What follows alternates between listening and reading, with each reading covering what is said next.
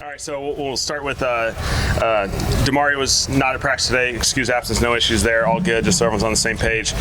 Really hot day, humid day, which was really good for us. Obviously, we reached the threshold right at the end from a wet bowl perspective, and so we had to send the developmental group inside for the finishing part of practice, but it was great practice. Have you had a practice that hot before? Like, do you remember one at different levels? Was it crazy hot, or was it normal? It was really hot. Obviously, that's what it is. Every once in a while during training camp, every place you've been, you're going to catch a few hot days, and this was one of them. And so for our guys, it was good.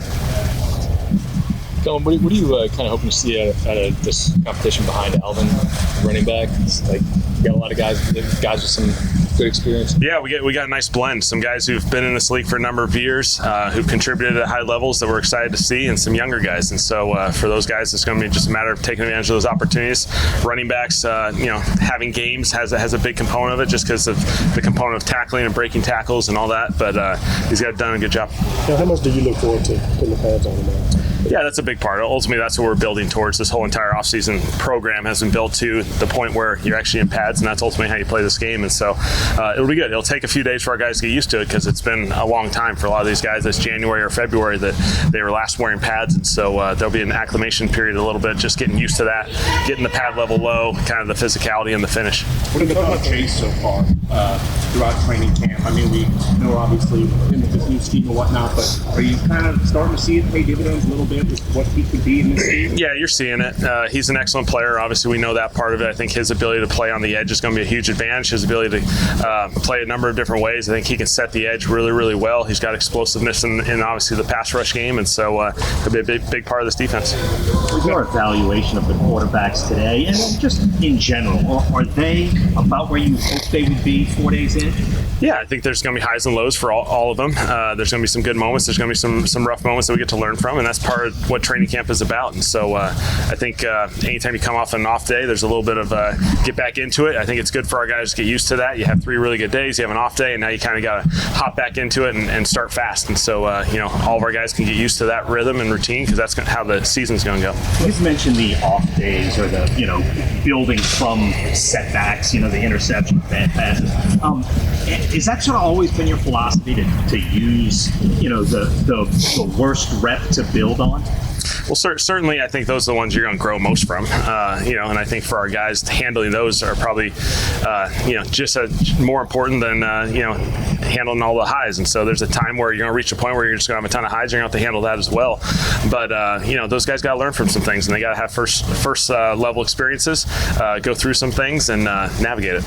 Was taking Tyler over to the other field with I think it was in threes today. Mm-hmm. Is it just because you're trying to get as many reps as you can with these guys? Yeah. We did a 2-spot drill, and we'll do those on occasion throughout camp. It's just a way of maximize as many reps as we can while not being out here for 3 hours. And so it's a chance for us to get 8 reps, and by doing on 2 fields we get 16 reps. Kellen, it seems like Danny Stutsman's been making plays and then getting some snaps with the ones. Is that predetermined as you go into camp who's going to get in with the one, or do you earn that? Has he earned chances to play with the one? Well, certainly, like every position, especially early in training camp, we're going to rotate these guys as much as we can. But I will say Danny's done an excellent job. Big time interception today. Matched up on a receiver in the middle of the field, and kind of has great awareness and feel, and he matches the routes really, really well, and made a big time play. And so he's just been making a bunch of consistent plays like that, and they've been showing up a ton. Who are some of the guys that have worn the communication device besides Demario? All those linebackers just kind of rotate. They'll all have different opportunities there. We'll see. The play from Julian Blackmon in here, and what you've seen from him so far. For a guy who showed up just a couple days ago and just hops in and plays defense and is communicating at such a high level, it shows the experience and the high football IQ that he has. He's a big time player. Again, when the transition happened, Tyron ended up deciding to retire. We'd been kind of in communication with Julian for really most of the offseason as we kind of went through this, and so when the opportunity presented itself, it felt like a win-win for both sides. I think Daly said.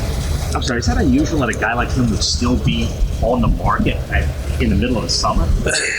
We obviously feel fortunate. He's a big-time player. He's contributing in a lot of different ways. Everyone's going through different situations. Sometimes you're waiting for the right opportunity from a player perspective, just making sure you put yourself in the best position moving in for the season. And so I think this thing's going to work out great for all sides. It sounded like Staley said something like, I've waited 5 years for that. Is he a player that you wanted like a long time ago? Like, did he bring that up to you? Brandon certainly, yes. We got 3 Utah guys. They played big-time football at Utah, especially on defense for a really long time. And so, we're fired up to get them.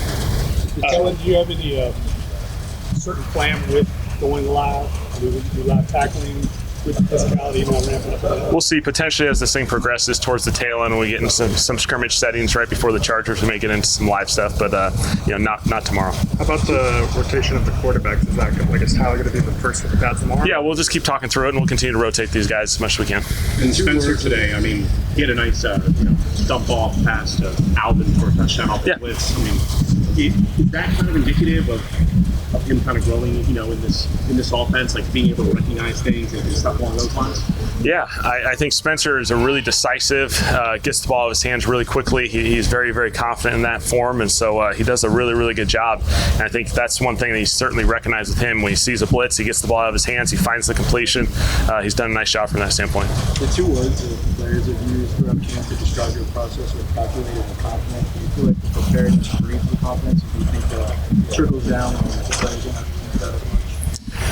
It's a great question. I think certainly a lot of this thing is building up for Sundays in the fall, and so we're doing everything we can from a physical standpoint and then from a mental standpoint. And so, our team meetings, trying to prepare ourselves for how do we win football games, how do we, understand situational football, what wins and loses games in this league. We're trying to hammer that stuff as much as we can because that can be a big advantage for us. Kellen, I know Julian Blackmon played kind of rotated almost by years, strong safety, free safety. Yeah. Well, did you have a vision for a position he fits best? I know his versatility is key, but is there a role you had specifically? Certainly our safeties will be able to play, both sides of it.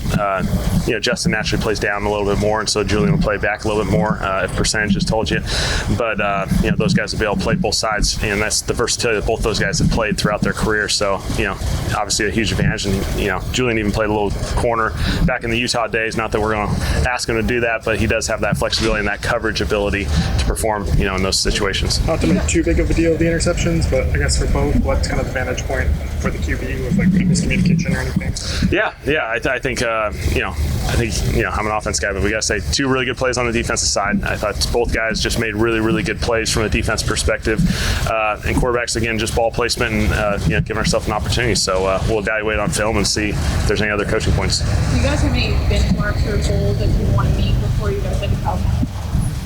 We're just going to continue to grow, continue to develop. We'll have a scrimmage here towards the tail end of this week, and then transition into the next phase of this thing, which gets us geared up towards preseason. And so there'll be a continued building process here. Will the injured guys come to California with you, like Payson and Foster? Yeah.